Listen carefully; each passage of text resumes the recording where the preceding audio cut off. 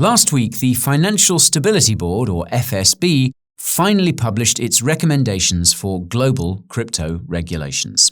This is significant because the FSB is a part of the Bank for International Settlements, or BIS. The BIS is the bank for central banks around the world. This means that the FSB's recommendations are more like instructions for the BIS and FSB's member countries, which is basically all countries. That's why today I'm going to summarize what the FSB's recommendations say and what effects they could have on the crypto market if they become law.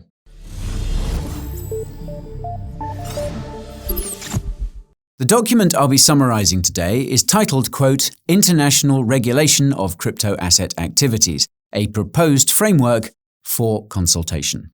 It was published by the FSB last week, and I'll leave a link to the full document in the description if you're interested.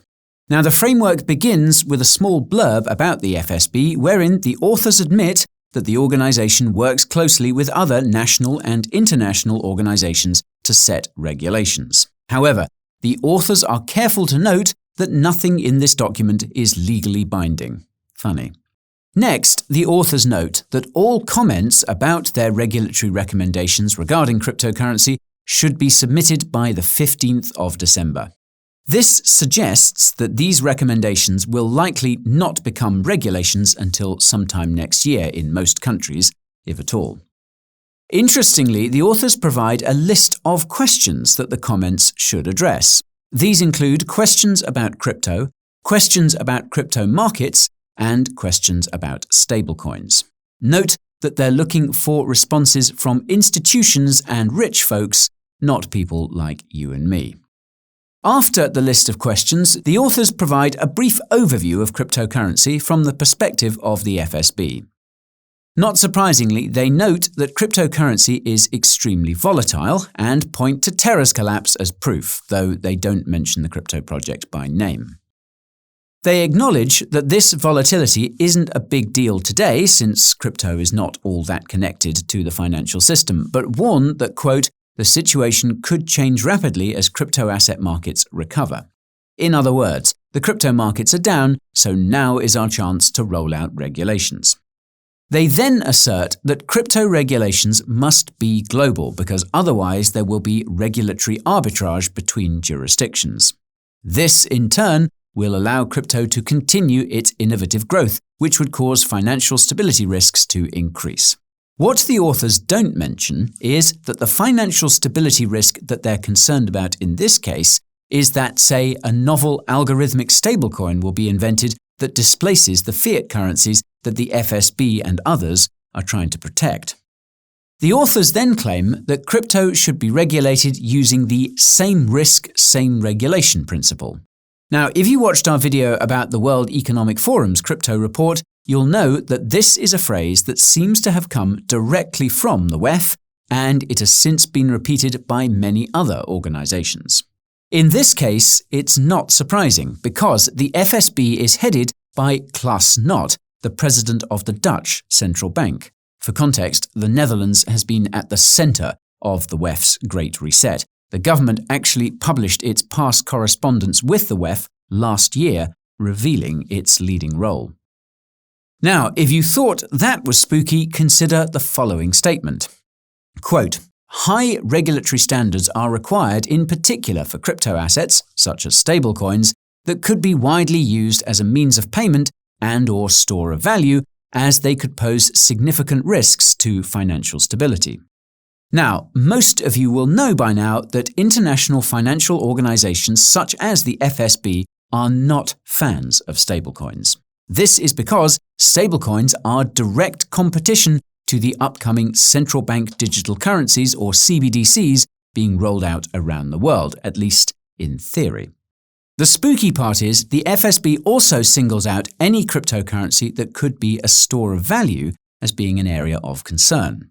This is worrying because Bitcoin's BTC is arguably a store of value. Yes, BTC is very volatile in the short to medium term, but its ability to preserve purchasing power long term has been proven. Luckily, it's unlikely that the FSB doesn't see it that way, but it still begs the question of what could happen when most people start believing that BTC is a store of value, not just seasoned crypto holders. It sounds like the FSB and its cronies would move quickly to crush it, as BTC would be a risk to them. If that wasn't bad enough, the authors call for, quote, AML/CFT defenses across the crypto asset ecosystem. This ties into another problematic outcome of crypto regulation, and that's the requirement to enforce KYC at the protocol level, i.e. at the level of the blockchain itself. No KYC, no crypto wallet for thee. This brings us to the first part of the framework, and that's the issues and challenges associated with rolling out crypto regulations. The authors start by claiming that crypto is mostly unregulated, which is highly debatable depending on the country you're talking about. The authors go on to explain that before there can be any crypto regulations, there need to be crypto classifications. For example, what counts as a stablecoin, what counts as a utility token, and so on. Naturally, the authors take issue with the different crypto classifications between countries. The authors also take issue with the relative lack of data about the crypto market. It's still not entirely clear exactly how many cryptocurrencies there are, how many trading pairs exist for those cryptocurrencies, nor how much they're being traded on both centralized and decentralized exchanges. The authors seem to blame this on crypto exchanges failing to comply with crypto regulations, as well as the fact that much of the crypto ecosystem exists, quote, outside the regulatory perimeter. That's code for decentralized projects and protocols that exist almost entirely on-chain. This is strange given that on-chain activities are incredibly easy to track. It just goes to show you that folks like the FSB aren't fans of anything they can't control using centralized force, even if they can still see all the information about it. In the next section, the authors simultaneously scrutinize stablecoins as being a threat to financial stability, along with DeFi protocols. They don't specify that DeFi is what they take issue with, but their wording confirms it. Being able to conduct finance without a bank is the greatest sin of all. That aside, the authors suggest that the ideal way to deal with stablecoin issuers and other centralized crypto projects is to essentially break up their operations into different entities. This is because the FSB sees stablecoin issuers, exchanges, and others as playing multiple roles that require multiple regulators. Rather than have multiple regulators fight over which one of these entities it's allowed to target, the FSB literally suggests breaking these crypto companies apart so that their different elements can be regulated separately. Pretty crazy stuff. Now, the second part of the framework concerns existing initiatives around crypto regulations both nationally and internationally. The authors start by saying that the FSB is happy with the progress being made on crypto regulations, but it's just not good enough. They highlight stablecoins as being a point of focus and reveal that the crackdown on stablecoins is due to concerns around financial stability. This makes sense when you realize that most stablecoins are pegged to the US dollar and backed by US government debt. That's a clear threat to non-USD countries. That's why USDC issuer Circle is in the process of creating a stablecoin for every major fiat currency. It's why Circle is slowly becoming the most powerful company in cryptocurrency and could eventually become the most powerful company on the planet. More about that in the description. Anyways, the authors then list a bunch of other regulatory recommendations that were recently released by other international organizations. These include the BIS, which you'll recall is behind the FSB, as well as the infamous Financial Action Task Force, or FATF, which wants KYC applied to all of crypto. Now, the third part of the framework details the FSB's approach to implementing crypto regulations around the world. The authors begin by repeating the same risk, same regulation principle that I talked about earlier. They say that all crypto regulations should be crafted with this idea in mind. Now, this is a bigger problem than you think because it ultimately means that cryptocurrency should be subject to the same regulations as the existing financial system. The practical effect of this is that it will effectively force cryptocurrency to become a part of the existing financial system. This is why the WEF and others have been repeating the same risk, same regulation phrase so frequently in the context of cryptocurrency. They want to take control of the powerful technologies that underlie cryptocurrencies to turn their anti-human ideologies into a reality. This is also why the crypto industry has been fighting so hard to convince lawmakers around the world that new crypto-specific regulations are required. That's because activities in crypto do not carry the exact same risks as equivalent activities in the existing financial system. The premise itself is false.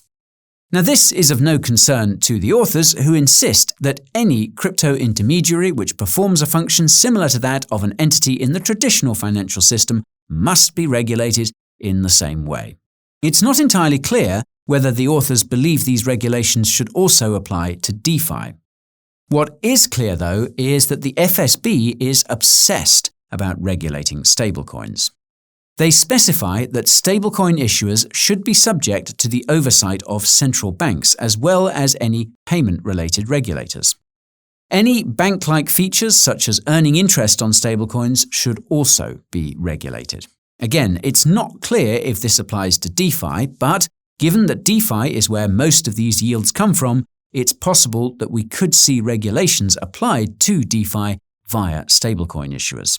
For example, stablecoin issuers could be mandated to prevent holders of their stablecoins from lending in DeFi protocols. The authors then propose two things: their recommendations for crypto regulations, which I just discussed, and revisions to their recommendations regarding stablecoins. They mention a few of these revisions here, but there's only really one that needs discussing. Quote, "The revised recommendations clarified that reliance on algorithms and arbitrage activities are not effective stabilization mechanisms. Indeed, as the report describes, many existing stablecoins, including Terra/Luna, would not meet the FSB's high-level recommendations." This needs to be discussed because what the FSB is saying here is that decentralized stablecoins should be banned under its new stablecoin recommendations. This is a really big deal because it's believed a robust algorithmic stablecoin will eventually emerge and serve as a decentralized medium of exchange. The one algorithmic stablecoin I personally found quite interesting was Ampleforth's Ample. It automatically adjusts its supply based on demand. Now, the only problems with Ample are that it's pegged to the price of the US dollar in 2019, it only rebases once every day, and its presence on exchanges causes its peg to deviate. If there was a way to make a token like Ample that's not pegged to a fiat currency, rebases instantly, and exists entirely on-chain, then we could actually replace fiat currencies with it. Meanwhile, Bitcoin's BTC would continue to serve as a truly decentralized store of value. Well, a man can dream.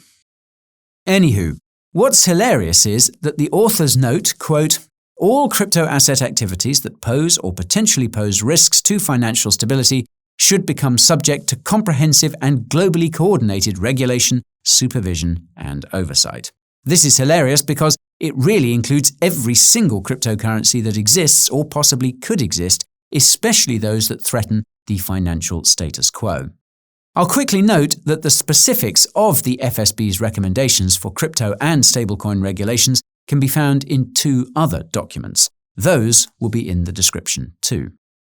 Speaking of those two documents, the authors provide a table which includes a list of the recommendations it has made for regulating cryptocurrencies and stablecoins. What's annoying is they don't list the recommendations here.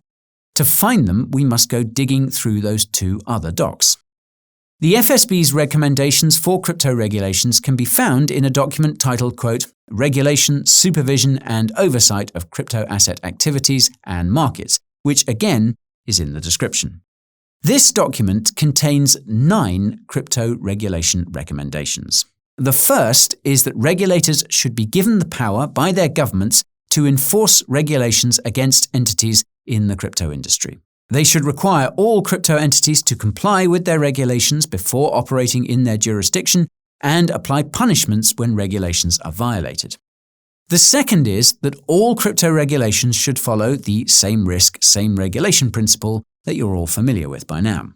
This recommendation includes monitoring the crypto industry for emerging risks and regulating those accordingly. This recommendation also includes a tiny bit about DeFi. The authors basically say that if there's a crypto project or protocol that's too decentralized to be regulated directly, then other measures should be taken to regulate the DeFi protocol by proxy. I reckon freezing stablecoins is on the list of options. Now, the third recommendation is straightforward as it involves international cooperation on crypto regulations. This includes sharing information about different crypto projects and companies so that none of them can escape the eye of the FSB. The fourth recommendation relates to governance, and it requires, quote, crypto asset issuers and service providers to have robust governance structures that are appropriate for their size. Now, call me crazy, but this suggests that most of the companies that created altcoins will have to comply. It also reminds me that ESG-obsessed institutional investors give Bitcoin a low ESG score because it can't be governed, that is, coerced. They actually don't care that much about Bitcoin's environmental impact because they know it's negligible. More about that in the description. The fifth recommendation relates to risk management on the part of crypto companies. This includes everything you might expect, including compliance with the FATF's infamous travel rule. That's the one where you have to provide extensive details about every crypto transaction above a certain amount. I'll quickly note that the FATF's own recommendations have done nothing to reduce the frequency and volume of illicit finance in over 30 years. More about that in the description too. Now, the sixth recommendation involves the gathering and storage of crypto-related data. This recommendation is mostly pretty boring, except for the part where it says that regulators will have complete and total access to all crypto data. Regulators will also publish this data where they deem appropriate. The seventh recommendation involves disclosures. This includes requiring crypto asset issuers to publish white papers and crypto intermediaries to provide details about how crypto is custodied. Both parties must provide disclosures about how their operations are impacting the environment and the climate. One of these things is not like the others. The eighth recommendation is to assess the connections between cryptocurrency and the traditional financial system. This is, of course, to assess whether there are any financial stability risks involved in any of these interconnections. It even includes assessing the connections and risks between crypto niches. The final recommendation is something we discussed earlier, and that's making sure the activities of crypto exchanges and others are being adequately regulated. This again includes potentially breaking up these companies so that their operations can be regulated by separate entities. And this is all just for regular cryptos. The FSB's recommendations for stablecoin regulations can be found in a document titled, quote, Review of the FSB High-Level Recommendations of the Regulation, Supervision and Oversight of Global Stablecoin Arrangements, which is also in the description. The first is that regulators should have total control of the stablecoins operating in their jurisdictions. This includes having the power to shut them down or restrict access to them in whatever way they see fit. This recommendation seems to include having the power to go after stablecoin developers. Yikes. The second recommendation for stablecoins is the same as the second for crypto, and that's to apply that good old same risk, same regulation principle. In this case, that means, say, regulating stablecoin issuers as payment services providers if their stablecoins are used for payments. The third recommendation is again the same as it is for other cryptos, and that's lots of international cooperation between regulators regarding stablecoins. Here, the FSB underscores the risks that stablecoins for currencies of developed countries could have on the economies of developing countries. The fourth recommendation is, you guessed it, related to the governance of stablecoins and their issuance. The FSB specifies that regulators must have the power to freeze any stablecoins in circulation, which is to be expected. By now, you'll know the fifth recommendation relates to the risk management around stablecoins. And this is where my biggest fears come true. That's because the authors seemingly confirm that KYC should be applied to stablecoins, as well as the travel rule, especially if transactions involve personal wallets. The sixth recommendation is peculiar because even though it too involves data collection and storage, the FSB seems to suggest that this data should be kept more private. I suppose that's because they know the rich don't want their stablecoin transactions to be tracked. Just my speculation. The seventh recommendation for stablecoins is different from the one for other cryptos, as it involves setting up regulations for contingency plans in case a stablecoin issuer goes under.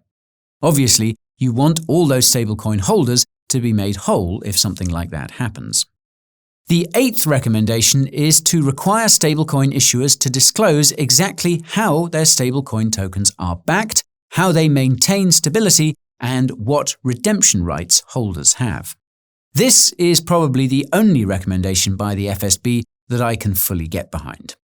What's odd, though, is the ninth recommendation is to require stablecoin issuers to give holders of their stablecoin a right to redeem the assets backing the stablecoins they hold. This, therefore, requires all stablecoins to be backed by high-quality reserves, aka government debt. Typical. Now, the final stablecoin recommendation the FSB has is to require all stablecoin issuers to comply with the first 9 recommended regulations before being allowed to operate in a particular jurisdiction. This would be reasonable were it not for how ridiculous some of those regulations are.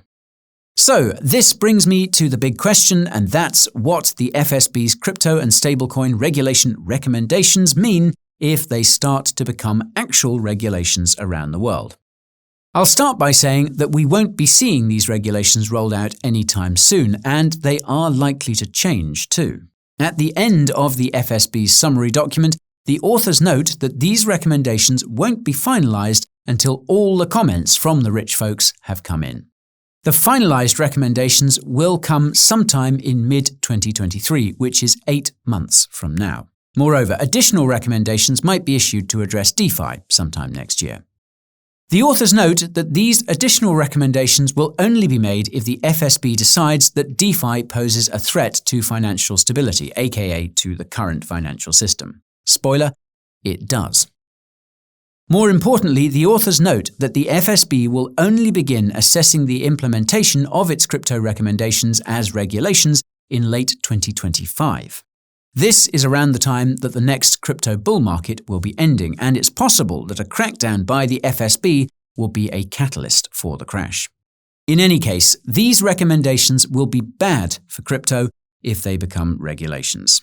That's simply because they will crush the centralized elements of the crypto industry and use stablecoin issuers as leverage over its decentralized elements. If using stablecoins as leverage in DeFi protocols and the like fails to result in the intended consequence, it looks like regulators have the green light to go after crypto developers. The crackdown on Tornado Cash's developers after the protocol was sanctioned arguably proves that this is now on the table. The outcome of these regulations will be that crypto becomes integrated with the existing financial system, and I'll repeat that this is the motivation behind the principle of same risk, same regulation. Never mind that Bitcoin's BTC could become a target if it's determined to be a store of value by the FSB. The real question is whether the FSB will succeed in getting every country to turn its crypto recommendations into crypto regulations.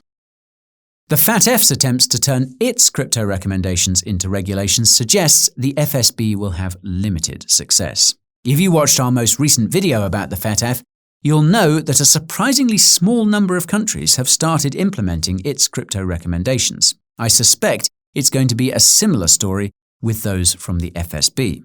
This is just because crypto still isn't that much of an issue.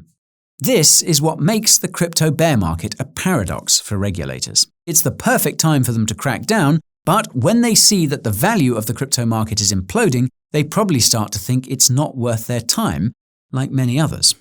So it's safe to say that it's going to be interesting to see what the FSB's finalized crypto and stablecoin recommendations look like when they come out.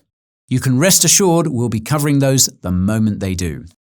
Until then, let's hope all the regulators just forget about crypto for a bit. I mean, it's not like there isn't tons of other crazy stuff going on in the world, right?